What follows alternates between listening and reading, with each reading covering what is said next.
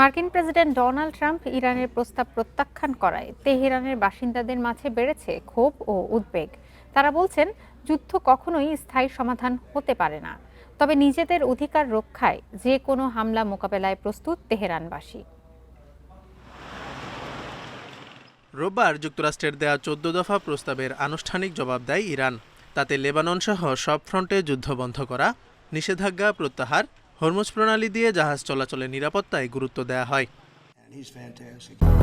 200-র বেশি সার্ভিস ও ফিচারে লেনদেনের সব বিকাশ অ্যাপে সম্ভব। তবে ইরানের প্রস্তাব সরাসরি প্রত্যাখ্যান করেন মার্কিন প্রেসিডেন্ট ডোনাল্ড ট্রাম্প। তার ভাষায়, যুদ্ধবিরতি এখন লাইফ সাপোর্টে রয়েছে। এতে চলমান সংঘাত আরও দীর্ঘায়িত হওয়ার আশঙ্কা তৈরি হয়েছে।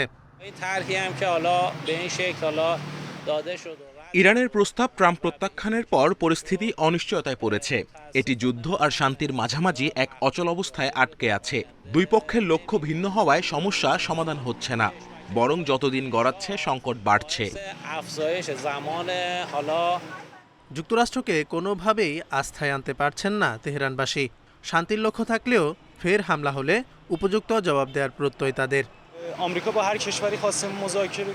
যুক্তরাষ্ট্র যেসব দেশের সঙ্গে আলোচনায় গেছে, শেষ পর্যন্ত তাদের অনেককেই ধ্বংসের মুখে পড়তে হচ্ছে।